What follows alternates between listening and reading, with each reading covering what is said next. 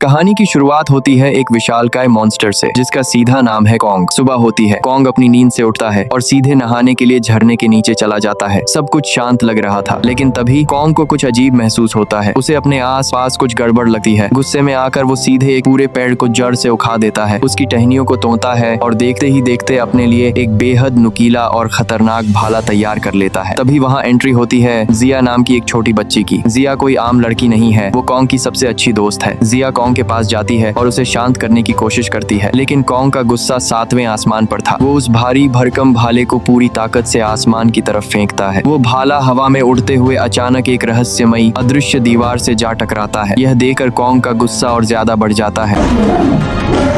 दरअसल जिसे कॉन्ग अपनी असली दुनिया समझ रहा था वो एक नकली दुनिया थी। वैज्ञानिकों ने कॉन्ग को एक आर्टिफिशियल दुनिया में कैद करके रखा हुआ था और ऐसा इसलिए किया गया था ताकि गॉडजिला को कॉन्ग की भनक तक न लग सके, क्योंकि ये दोनों ऐसे खूंखार और प्राचीन जीव हैं जो एक दूसरे को मीलों दूर से महसूस कर सकते हैं और जब भी ये दोनों आमने सामने आएंगे तबाही तय है। इनके बीच एक भयानक और विनाशकारी युद्ध होना पका था। कॉन्ग का साइज दिन ब दिन इतना बढ़ता जा रहा था कि अब ये नकली शहर भी उसके लिए छोटा पड़ने लगा था। लेकिन कहानी में ट्विस्ट तब आता है जब दूसरी तरफ हमारी मुलाकात होती है बर्नी नाम के एक आदमी से। बर्नी एपेक्स नाम की एक बहुत बड़ी टेक कंपनी में काम करता है। ये वही कंपनी है जो आई और एडवांस रोबोटिक मशीनें बनाने के लिए पूरी दुनिया में मशहूर है। लेकिन बर्नी को इस कंपनी पर पहले से ही शक था कि ये लोग दुनिया से कुछ बहुत बड़ा छुपा रहे हैं। सच का पता लगाने के लिए बर्नी चुपके से एपेक्स कंपनी के सीक्रेट बेस में घुस जाता है और वहाँ का डेटा चुराने की कोशिश करने लगता है। तभी उसे पता चलता है कि एपेक्स कंपनी वाकई हांगकांग में कुछ बहुत बड़ा और खतरनाक प्लान कर रही है। बर्नी अभी सच ढूंढ ही रहा था कि तभी बिना किसी वार्निंग के वहाँ एंट्री होती है गॉडजिला की। गॉडजिला इस वक्त बेहद गुस्से में था। उसकी आंखों में सिर्फ और सिर्फ तबाही थी। आते ही उसने चारों तरफ हाहाकार मचाना और सब कुछ तहस नहस करना शुरू कर दिया। सेना के फाइटर जेट्स उसे रोकने की नाकाम कोशिश करते हैं, लेकिन गॉडजिला पलक झपकते ही उन सभी फाइटर्स को हवा में नष्ट कर देता है और फिर वो अपनी सबसे घातक ताकत का इस्तेमाल करता है। उसकी न्यूक्लियर पावर यानी एटॉमिक ब्रेथ। नीली और विनाशकारी रोशनी की एक ऐसी बौछार निकलती है जो पूरी की पूरी एपेक्स कंपनी को पल भर में राख के ढेर में बदल देती है। वहाँ मौजूद लोगों को समझ ही नहीं आ रहा था कि आखिर अचानक गॉडजिला ने इस कंपनी पर इतना भयानक हमला क्यों किया। इधर बर्नी एपेक्स कंपनी पर हुए इस खतरनाक और जानलेवा हमले से किसी तरह चमत्कारी रूप से बच तो जाता है, लेकिन उसका दिमाग चकरा चुका था। उसे समझ नहीं आ रहा था कि जो गॉडजिला अब तक दुनिया के लिए एक शांति दूत माना जा रहा था, उसने अचानक इंसानों पर ऐसा जानलेवा हमला क्यों किया। दूसरी तरफ इस पूरी खौफनाक घटना को टीवी पर देख रही थी मेडिसन नाम की एक लड़की। मेडिसन को गॉडजिला पर पूरा भरोसा था। उसे पूरा यकीन था कि गॉडजिला बिना किसी वजह या बिना किसी उकसावे के कभी किसी पर हमला नहीं कर सकता। सच का पता लगाने के लिए वो सीधे अपने पापा के पास जाती है जो खुद उसी एपेक्स कंपनी में काम करते हैं। मेडिसन अपने पापा को समझाने की पूरी कोशिश करती है कि पापा, गॉडजिला को किसी चीज ने भगाया है, वो बिना वजह ऐसा नहीं कर रहा। लेकिन उसके पापा उसकी एक नहीं सुनते। वो साठ कह देते हैं कि इंसान हो या जीव, समय के साथ सब बदल जाते हैं। मगर मेडिसन इतनी आसानी से हार मानने वालों में से नहीं थी। वो तुरंत अपने घर लौटती है और इंटरनेट पर बर्नी का सीक्रेट पॉडकास्ट सुनने लगती है। इस ऑडियो को सुनते ही मेडिसन के होश उड़ जाते हैं। उसे गॉडजिला के गुस्से और एपेक्स कंपनी के काले खतरनाक रातों का सुराग मिल जाता है। अब मेडिसन मन ही मन तय कर लेती है कि चाहे कुछ भी हो जाए वो बर्नी से मिलकर रहेगी ताकि गॉडजिला के इस हमले के पीछे का असली सच दुनिया के सामने ला सके। कहानी एक नया मोड़ लेती है। अब स्क्रीन पर एंट्री होती है एपेक्स कंपनी के मालिक वॉल्टर सिमंस की। वॉल्टर सीधे मुलाकात करता है एक मशहूर साइंटिस्ट नेथन से। वॉल्टर नेथन को बताता है कि पृथ्वी के नीचे एक शांत, प्राचीन और बेहद रहस्यमयी दुनिया मौजूद है जिसे होलो अर्थ कहा जाता है और नेथन ने इसके ऊपर एक पूरी किताब भी लिखी थी जिसका आइडिया बिल्कुल सच था। वॉल्टर नेथन के सामने अपना असली प्लान रखता है। वो कहता है, हमने होलो अर्थ के अंदर एक बहुत बड़े ऊर्जा के स्रोत का पता लगाया है। यही वो ऊर्जा है जिससे दुनिया के सारे टाइटन्स को पावर मिलती है। अगर हमें वो एनर्जी सोर्स मिल जाए तो हम उसकी मदद से एक ऐसा हथियार बना सकते हैं जिससे गॉडजिला को आसानी से रोका जा सके। वॉल्टर नेथन को ऑफर देता है कि वो खुद होलो अर्थ के अंदर जाए और उस एनर्जी सोर्स को ढूंढ कर लाए। नेथन पहले तो थोड़ा सोचता है, लेकिन फिर इस खतरनाक मिशन के लिए तैयार हो जाता है। अब इस मिशन को कामयाब बनाने के लिए नेथन सीधे अपनी दोस्त एंड्रयूज से मिलने जाता है। एंड्रयूज ही वो साइंटिस्ट हैं जो उस नकली आइलैंड पर कॉन्ग का ख्याल रख रही थी। नेथन एंड्रयूज को समझाता है कि होलो अर्थ के उस जादुई रास्ते तक उन्हें सिर्फ और सिर्फ कॉन्ग ही पहुंचा सकता है। एंड्रयूज भी कॉन्ग के लगातार बढ़ते हुए शरीर और उसकी बेचैनी को देख रही थी। वो भी समझ जाती हैं कि अब कॉन्ग को उसकी असली जगह यानी होलो अर्थ ले जाने का वक्त आ गया है। अगले ही दिन कॉन्ग को विशालकाय समुद्री जहाजों पर भारी भरकम जंजीरों से जकड़कर अंटार्कटिका की तरफ ले जाया जाता है। यही वो जगह जगह है जहाँ से होलो अर्थ का खुफिया रास्ता जाता है। रात होती है, समुद्र की लहरें शांत थीं, लेकिन कॉन्ग के अंदर का गुस्सा उबल रहा था। नन्ही जिया इशारों में एंड्रयूज को बताती है कि कॉन्ग बेहद गुस्से में है, उसे इस तरह जंजीरों में कैद रहना बिल्कुल भी पसंद नहीं आ रहा। दूसरी तरफ मिशन पर मौजूद आर्मी का लीडर एंड्रयूज को तसल्ली देता है कि हम गॉडजिला की नजरों से बचते हुए कॉन्ग को आसानी से ले जाएंगे। लेकिन एंड्रयूज जानती थी कि इन दोनों टाइटन्स का कनेक्शन बहुत गहरा है, ये एक दूसरे को मीलों दूर से महसूस कर सकते हैं। खतरा कभी भी आ सकता था। इसी दौरान कहानी दूसरी तरफ मुड़ती है, जहां मैडिसन अपने दोस्त को लेकर आखिरकार सीक्रेट पॉडकास्टर बर्नी के पास पहुंच जाती है। बर्नी उन्हें एक ऐसा सच बताता है जिससे सबके होश उड़ जाते हैं। बर्नी खुलासा करता है कि एपेक्स कंपनी ने लैब के अंदर कुछ बेहद खूंखार और जानलेवा बनाया है, जिसने गॉडजिला को सीधे चुनौती दी है, और इसी चीज का बदला लेने के लिए गॉडजिला ने एपेक्स कॉर्पोरेशन को पूरी तरह तबाह कर दिया था। दूसरी तरफ कॉन्ग के जहाजों पर खतरे के अलार्म बजने लगते हैं।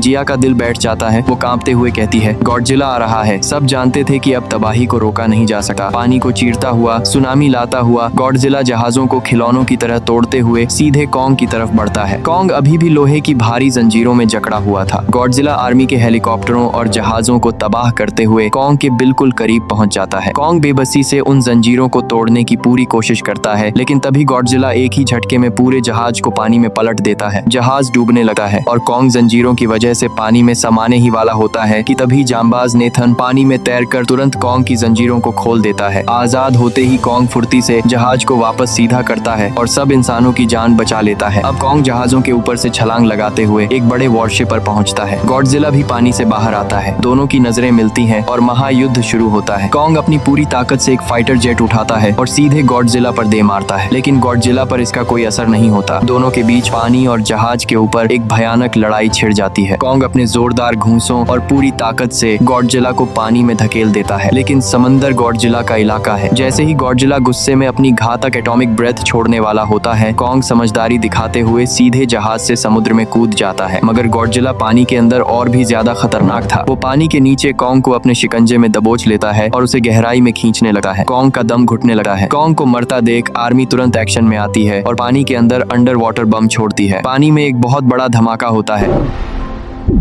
इस धमाके के चलते गॉडजिला की पकड़ ढीली होती है और कॉन्ग किसी तरह वापस जहाज पर आ जाता है, लेकिन कॉन्ग की हालत बहुत खराब हो चुकी थी। वो अब और लड़ने की हालत में बिल्कुल नहीं था। गॉडजिला एक बार फिर पानी से ऊपर आने लगता है। तभी इंसानों को एक तरकीब सूझती है। वो तुरंत अपने सारे जहाजों के इंजन और पावर को पूरी तरह से बंद कर देते हैं। हर तरफ बिल्कुल सन्नाटा छा जाता है, न कोई हलचल, न कोई आवाज। पानी के ऊपर आकर गॉडजिला चारों तरफ देखता है। उसे लगता है कि उसके सारे दुश्मन मर चुके हैं और वो यह जंग जीत गया है। गॉडजिला शांत होकर वहां से आगे बढ़ जाता है, लेकिन अब इंसानों के सामने सबसे बड़ी समस्या यह थी कि अगर उन्होंने जहाजों को फिर से चालू किया तो गॉडजिला को उसकी भनक दोबारा लग जाएगी और वो वापस आ जाएगा। कहानी में अब दो मोड़ आते हैं। एक तरफ बर्नी और मैडिसन की टीम तबाही के मलबे से घिरी एपेक्स कंपनी के सीक्रेट बेस में सुराग ढूंढने निकलती है। तभी उन्हें एक खुफिया लिफ्ट मिलती है। बिना वक्त गंवाए वो लिफ्ट से पाताल की गहराइयों में उतर जाते हैं। नीचे पहुंचते ही उनके सामने एक ऐसा नजारा था जिसे देखकर उनके पैरों तले जमीन खिसक जाती है। वहाँ अजीबोगरीब अंडों का ढेर लगा था। वो अभी इस खौफनाक नजारे को देख ही रहे थे कि अचानक लैब का दरवाजा अपने आप लॉक हो जाता है। वो लोग एक हाई स्पीड ट्रांसपोर्ट पॉड में फंस चुके थे, जो पलक झपकते ही उन्हें लाइट की रफ्तार से सीधे हांगकांग ले जाने लगा है। दूसरी तरफ आर्मी के हेलीकॉप्टर बेहोश कॉन्ग को लेकर अंटार्कटिका के बर्फीले पहाड़ों पर पहुंचते हैं। जैसे ही कॉन्ग की आंखें खुलती हैं, खुद को बर्फ के मैदान में पाकर वो उदास और गुस्से से भर जाता है। तभी नन्ही जिया आगे आती है और इशारों में उससे कहती है कि उसका असली घर इसी के नीचे है। जिया की बात मानकर कॉन्ग बिना डरे उस विशालकाय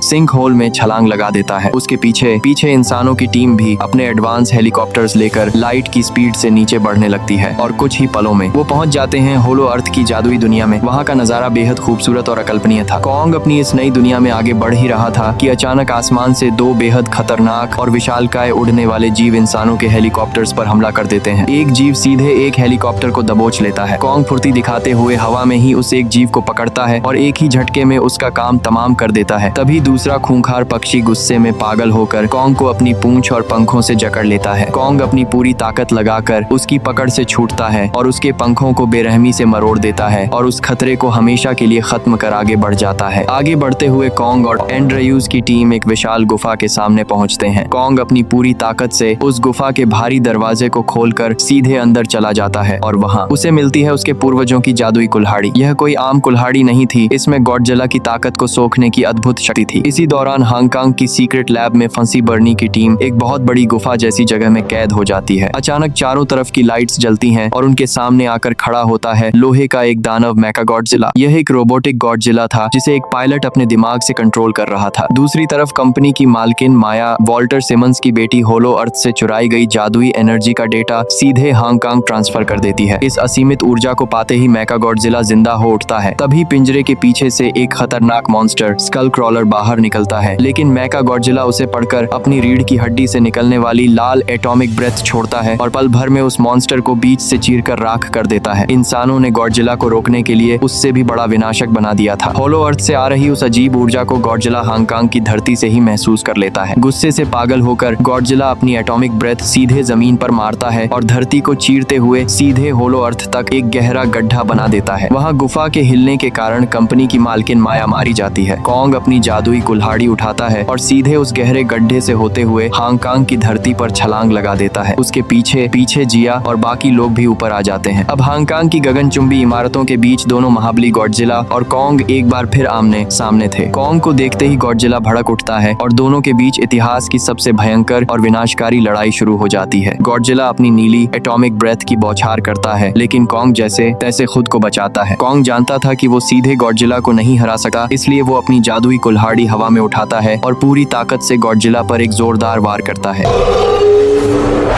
लेकिन गॉडजिला पर इसका कोई असर नहीं होता। दोनों के बीच एक बेहद खूनी और दर्दनाक लड़ाई छिड़ जाती है। गॉडजिला अपनी पूरी ताकत से कॉन्ग का हाथ अपने जबड़े में दबोच लेता है और उसे इतनी दूर फेंकता है कि कॉन्ग का एक हाथ पूरी तरह से बेकार हो जाता है। वो घायल कॉन्ग की तरफ तेजी से बढ़ता है और उसे जमीन पर दबोच लेता है। गॉडजिला गुस्से में कॉन्ग की छाती पर जोरदार वार करता है और एक जोरदार दहाड़ के साथ कॉन्ग को बिना मारे वहां से चला जाता है। लेकिन कॉन्ग अब हिलने की हालत में भी नहीं था। वो धीरे धीरे अपनी आखिरी सांसें गिनते हुए बेहोश हो जाता है। तभी दूसरी तरफ एपेक्स कंपनी की लैब में एक बड़ा हादसा हो जाता है। होलो अर्थ की असीमित ऊर्जा के कारण मेका गॉडजिला अब आउट ऑफ कंट्रोल हो चुका था। वो अब किसी पायलट के वश में नहीं था। वो गुस्से में सबसे पहले उस पायलट और कंपनी के मालिक वॉल्टर सिमंस को मौत के घाट उतार देता है। बर्नी और मेडिसन की टीम किसी तरह बच जाती है। इधर मेका गॉडजिला पहाड़ों को चीरते हुए हांगकांग शहर के बीचों बीच आ धमकता है। वो अपनी विनाशकारी लाल एटॉमिक ब्रेथ से पूरे शहर को श्मशान घाट बनाने लगता है। गॉडजिला की नजर इस लोहे के शैतान पर पड़ती है और इन दोनों के बीच एक घमासान युद्ध शुरू हो जाता है। लेकिन मेका गॉडजिला इतना एडवांस और ताकतवर था कि वो अकेले ही असली गॉडजिला पर भारी पड़ने लगता है। गॉडजिला को बेरहमी से पिटता देख ऐसा लग रहा था कि आज गॉडजिला का अंत तय है। इधर मैदान में नन्ही जिया और बाकी लोग बेहोश कॉन्ग के पास पहुंचते हैं। जिया कॉन्ग की धड़कन महसूस करती है और रोते हुए कहती है, कॉन्ग की धड़कनें बहुत धीमी हो रही हैं, वो मरने वाला है। तभी नेथन को एक गजब का आइडिया आता है। वो बिना वक्त गंवाए अपने एडवांस हेलीकॉप्टर को कॉन्ग की छाती पर लैंड कराता है और उसके ब्लास्ट बटन को दबाकर खुद वहां से दूर कूद जाता है। हेलीकॉप्टर के फटते ही कॉन्ग को एक बहुत बड़ा हाई वोल्टेज बिजली का झटका लगता है, जिससे कॉन्ग एक गहरी सांस लेकर होश में आ जाता है। जिया तुरंत उसके पास भागती है और इशारों में समझाती है, गॉडजिला हमारा दुश्मन नहीं है, वो लोहे का मॉन्स्टर हमारा असली दुश्मन है। कॉन्ग जिया की बात मान जाता है। उधर मेका गॉडजिला बस गॉडजिला को खत्म करने ही वाला होता है कि तभी एंड वक्त पर कॉन्ग की एंट्री होती है। कॉन्ग छलांग लगाकर गॉडजिला की जान बचा लेता है। अब ये दोनों महाबली एक साथ मिलकर उस खतरनाक मशीन का सामना करते हैं, लेकिन वो मशीन इतनी तगड़ी थी कि वो दोनों को एक साथ कड़ी टक्कर दे रही थी। वो कॉन्ग को भी मारने ही वाला था कि तभी लैब में मौजूद बर्नी की टीम अपनी आखिरी कोशिश करती है। वो मेका गॉडजिला के सिस्टम को हैक करने के लिए कंप्यूटर में पानी डाल देते हैं। पानी डलते ही कंप्यूटर में एक शॉर्ट सर्किट होता है